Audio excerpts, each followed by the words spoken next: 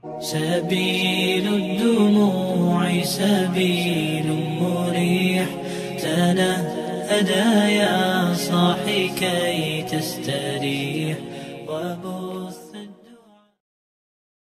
Bismillahirrahmanirrahim. Assalamualaikum warahmatullahi wabarakatuh. Innal hamdalillah nahmaduhu wa nasta'inuhu wa nastaghfiruh wa na'udzu billahi min sururi anfusina wa min sayyiati a'malina may yahdihillahu fala mudhillalah wa may yudlil fala hadiyalah. Asyhadu an la ilaha illallah wa asyhadu anna Muhammadan abduhu wa rasuluh. Pada kesempatan kali ini, saya masih akan membacakan kitab Fadilah Amal di bagian kitab kisah-kisah sahabat di babnya yang ke-10. Semangat kaum wanita dalam mengamalkan agama di kisah yang nomor ke-20. Kisah hijrahnya putri baginda Nabi SAW, Sayyidatina Zainab radhiyallahu anha dan wafatnya. Putri tertua pemimpin dunia dan akhirat baginda Rasulullah SAW adalah Sayyidatina Zainab radhiyallahu anha. Ia lahir 10 tahun sebelum kenabian. Ketika baginda Rasulullah SAW berumur 30 tahun, kemudian Sayyidatina Zainab radhiyallahu anha menikah dengan sepupunya, yaitu Abul As bin Rabi'. Ketika baginda Rasulullah SAW berhijrah, Sayyidatina Zainab radhiyallahu anha tidak dapat ikut bersama baginda Rasulullah SAW. Dalam perang Badar, suaminya ikut berperang di pihak pasukan kafir. Kemudian ia ditawan oleh kaum muslimin. Ketika orang-orang Mekah mengirimkan uang tebusan untuk membebaskan ahli keluarganya, Sayyidatina Zainab radhiyallahu anha mengirimkan kalung sebagai tebusan suaminya. Kalung itu adalah hadiah ibunya, Sayyidatina Khadijah radhiyallahu anha, pada hari pernikahannya dulu. Ketika baginda Nabi SAW melihat perhiasan itu, beliau teringat Sayyidatina Khadijah radhiyallahu anha. Beliau pun sangat terharu, lalu bermusyawarah dengan para sahabat radhiyallahu anhum.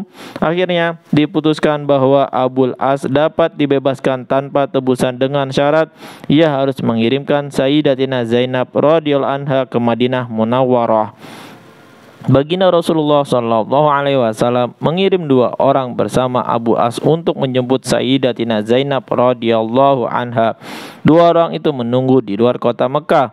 Kemudian Abul As menyuruh saudaranya Kinanah untuk mengantarkan Sayyidatina Zainab radhiyallahu anha keluar kota Mekah dengan mengendarai unta dan menyerahkannya kepada 2 orang muslim itu.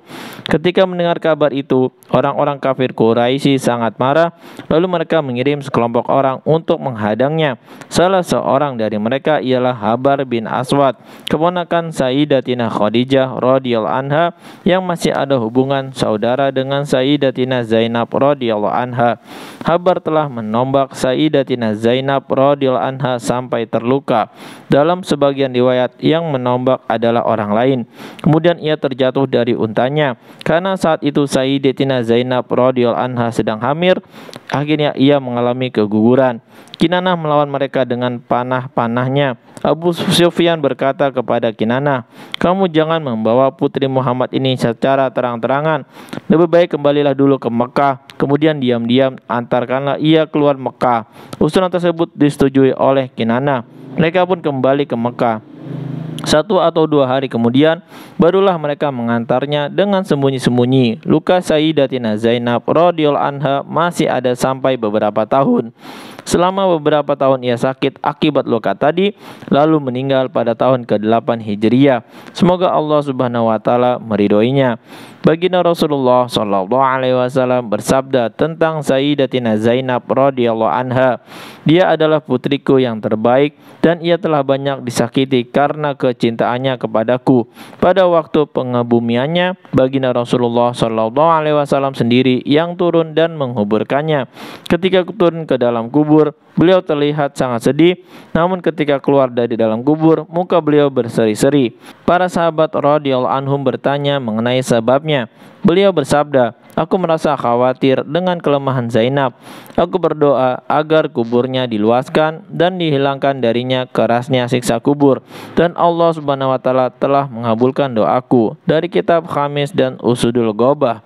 Faidah: Meskipun ia putri baginda Rasulullah Shallallahu Alaihi Wasallam yang sudah banyak menderita dan mengorbankan nyawanya untuk agama, ia tetap memerlukan doa baginda Rasulullah Shallallahu Alaihi Wasallam agar Allah Subhanahu Wa Taala meluaskan kuburnya.